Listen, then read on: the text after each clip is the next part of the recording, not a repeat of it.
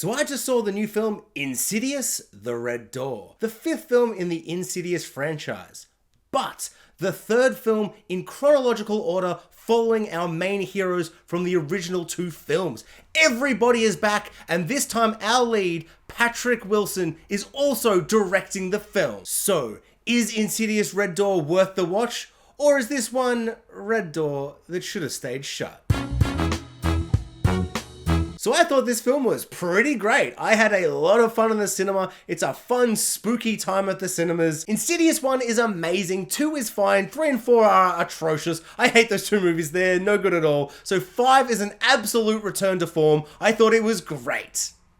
Mostly. So the biggest strength of this film is definitely the fact that we follow the original family, the Lambert family, from the first 2 films. The way this film utilizes the fact that it has been 9 years and builds off the mythology with where we left them is really interesting. The way that second film ends, it seems kind of hopeful and nice, and it's kind of like we're pushing this all aside and we can move on as a family and be happy. And this film is like, no, we weren't happy. It didn't work. In fact, it probably created some issues we didn't expect to happen, and all of that stuff in this film is super interesting. Ty Simpkins is old now. It's kind of weird and surreal. Like, I still see him as that little boy in Jurassic World and Iron Man 3, and that definitely doesn't make me feel very, very old. I actually really love seeing him all grown up. That didn't give me any kind of crisis about my own aging and aging in general. I felt totally comfortable with how old I am. I love seeing him. But on an unrelated note, let's not talk about him anymore. Instead, let's talk about Patrick Wilson, who is back. He's also directing, which is super, super cool. And in this movie, he, as always, is giving that classic Patrick Wilson sexy dad energy. He's just killing it really, really great. He starts off in a really dark place. In fact, kind of all the characters do. It's like a really intense start to the movie where you're like, oh boy, this time jump between Chapter 2 and last Red Door, whatever it's called, it's been brutal. They have not had a good time. They don't remember the events of the Insidious movies, which is a really interesting and odd kind of place for this film to start. But the way they utilize this in the story and kind of incorporate things that happened in those movies and shape these characters and have these characters kind of dealing with that trauma, all of that stuff in the movie is super, super interesting. Then there's some college stuff, which is not as great. It's not the worst thing I've ever seen, but it's not,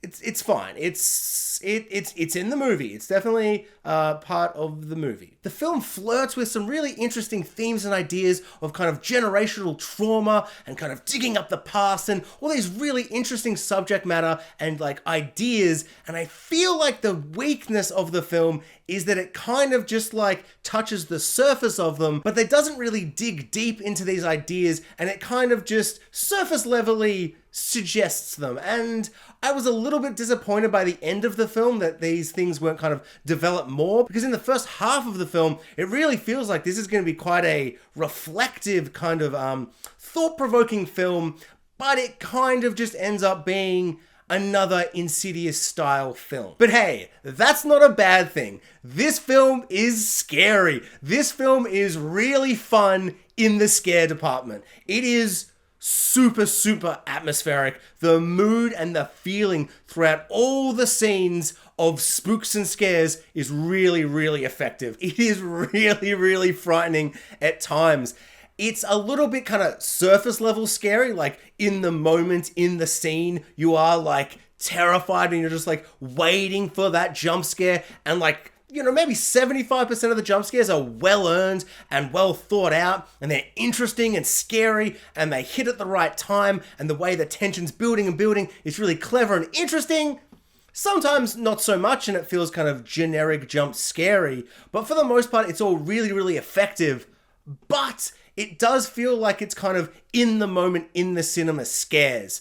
And by that I mean it's not going to kind of sit with you for days afterwards. It's not going to kind of haunt your dreams. I always find the barometer of how I find jump scares and fear and horror in a horror movie is in the cinema, because I am a little bit of a scaredy boy. I can get frightened quite easily. I feel like jump scares really get me as well, where I just react. It just gets a reaction out of me even if it's not earned. But the ones that are earned and the ones that are created through mood and atmosphere, they stay with you. And they're the kind of ones where when you get out of your car and you're walking back into your house and everything's dark, you're like looking in the corners and you kind of double take and look around.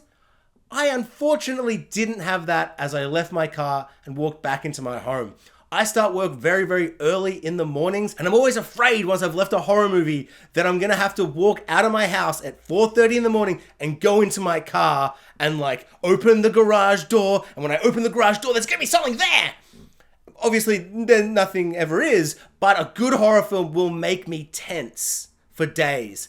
I already feel that's not going to be the case, so it is like scary and spooky, but it's a little bit surface level.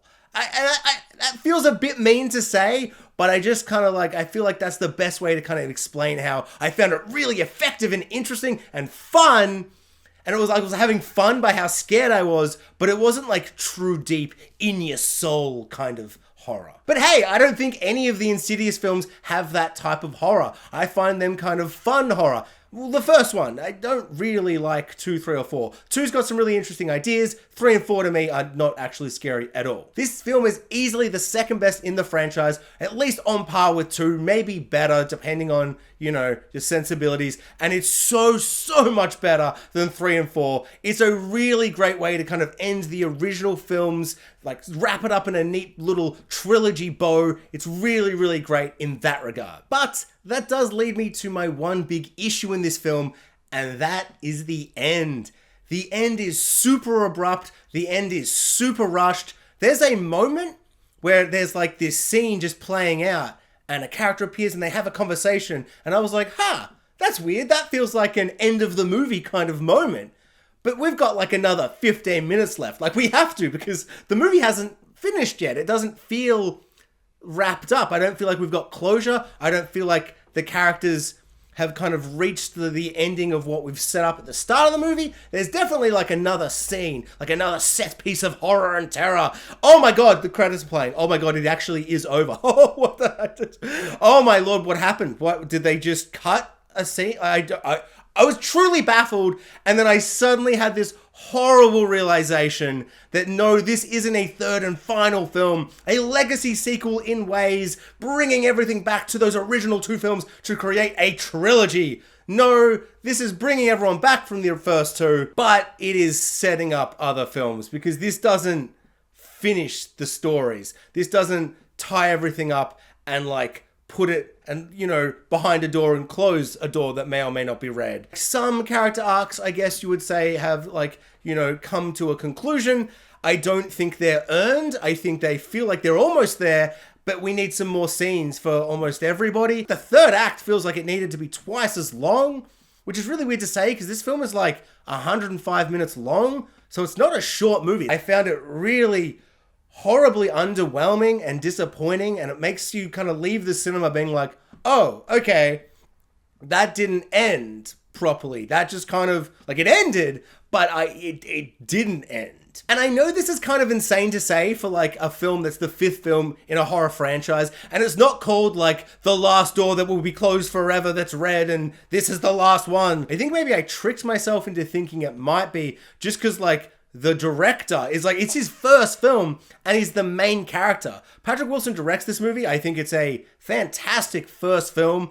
I think all the issues I have are story. The acting's great. The mood is great. The lighting is great. The camera work is great. Everything that the director, Patrick Wilson, kind of probably had a hand in, amazing. A really great first film for him to do. Oh, the script, it was lacking at times, but I think it was lacking because it hinted at greater and better things in the first half that I don't think it delivered in the second half. The score is amazing, very chilling, potentially mildly generic, but I think it did the job in a really effective way. It's definitely not going to be a soundtrack you listen to on Spotify. If you're like me and love listening to movie soundtracks, it's a little bit too generic for that, but for the movie, really effective. I think this is definitely a watch it in the cinema movie. I found it really great to see it with a huge big audience. You could hear like the giddy excitement and kind of terror.